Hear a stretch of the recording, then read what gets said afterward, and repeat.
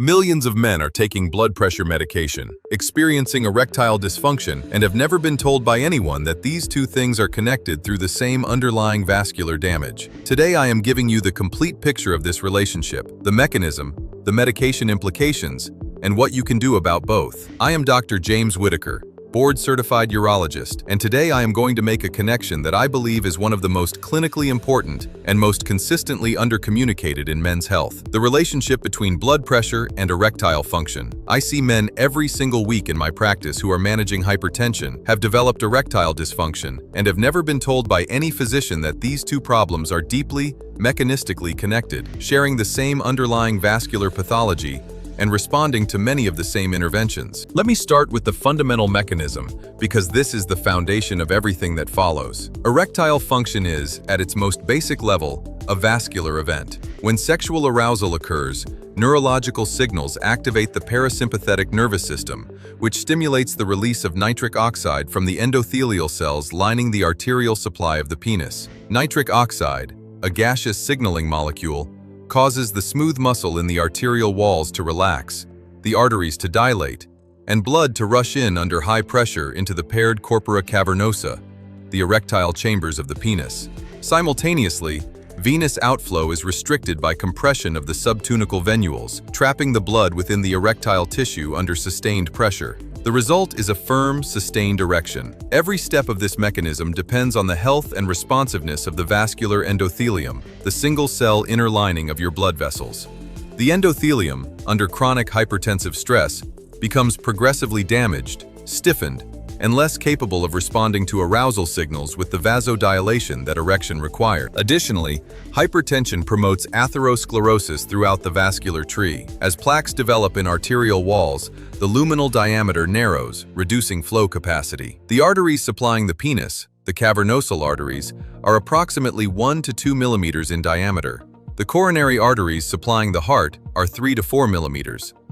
Because of this smaller caliber, the penile arteries develop clinically significant flow-limiting atherosclerosis earlier in the progression of vascular disease than the coronary arteries. This anatomical fact has a profound clinical implication. Erectile dysfunction is frequently an early marker for coronary artery disease that has not yet become symptomatic as chest pain or exercise limitation. The penile arteries are a diagnostic window into the cardiovascular system. Multiple large clinical studies have confirmed this relationship quantitatively. A meta-analysis published in the Journal of Sexual Medicine found that men with erectile dysfunction had approximately a 46% increased risk of cardiovascular disease compared to age-matched men without ED, even after controlling for traditional risk factors including blood pressure, cholesterol, diabetes, and smoking. A prospective study published in the European Heart Journal found that the presence of erectile dysfunction was as strong a predictor of future cardiovascular events,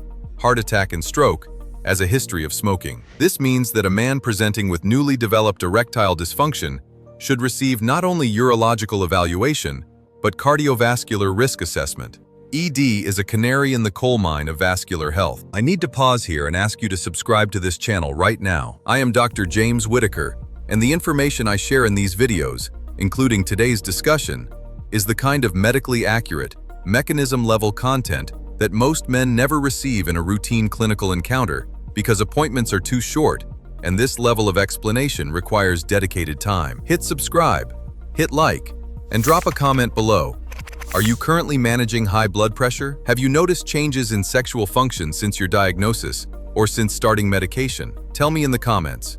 I read every single one. Now I want to address the medication dimension of this relationship, because this is where practical complexity arises and where confusion causes significant unnecessary suffering in men who do not have the information to navigate it. Blood pressure medications vary substantially in their effects on erectile function, and some medications that are effective at controlling blood pressure can cause or worsen erectile dysfunction as a side effect, while others are neutral or potentially beneficial. Understanding these distinctions empowers you to have an informed conversation with your physician. The antihypertensive medication class most consistently associated with adverse effects on erectile function is beta blockers, particularly the older, non-selective or non-vasodilatory beta blockers, including Atenolol, Metoprolol tartrate at higher doses, and Propranolol. Multiple controlled trials and meta-analyses have found that these agents are associated with meaningfully higher rates of sexual dysfunction compared to other antihypertensive classes.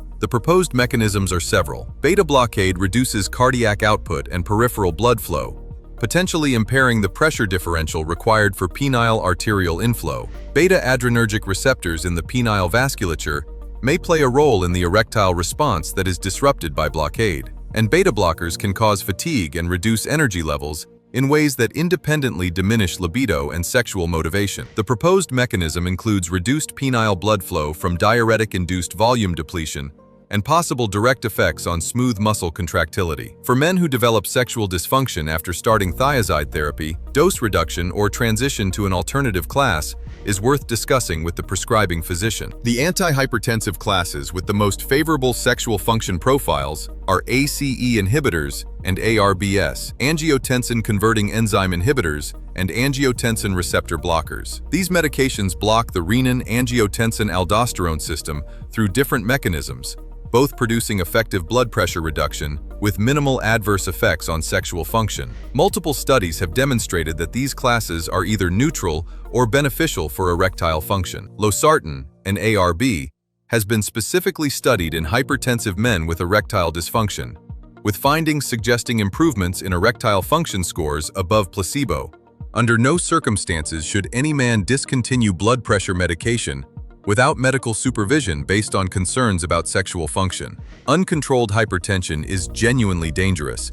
It dramatically increases risk of stroke, heart attack, kidney failure, and vascular dementia. The long-term health consequences of uncontrolled blood pressure far outweigh the sexual function concerns of any specific medication class. What I am advocating for is informed conversation. If you are hypertensive and experiencing sexual dysfunction, bring both problems to your physician simultaneously and specifically ask about the sexual function profile of your current antihypertensive regimen. Request a medication review. Ask whether your specific agent is associated with sexual side effects and whether alternatives with better sexual function profiles would provide equivalent blood pressure control for your situation. Now let me turn to lifestyle interventions, because this is where the most encouraging information in this entire discussion lives. The lifestyle changes that most powerfully and effectively lower blood pressure are almost identical to the lifestyle changes that most powerfully protect and improve erectile function. They are not separate interventions addressing separate problems. They are the same interventions addressing the same underlying vascular pathology. Regular aerobic exercise, specifically brisk walking for 30 to 45 minutes,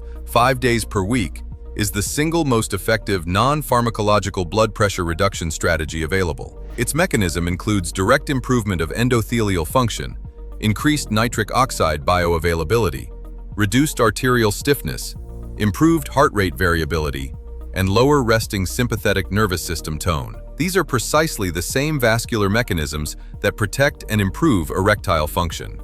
Exercise is simultaneously treating your blood pressure and your sexual function. Weight loss, particularly reduction of visceral abdominal fat, lowers blood pressure through reduced cardiac workload and improved metabolic health. It simultaneously improves testosterone levels by reducing aromatase activity in excess adipose tissue and directly improves vascular function in penile tissue through reduced circulating inflammatory mediators.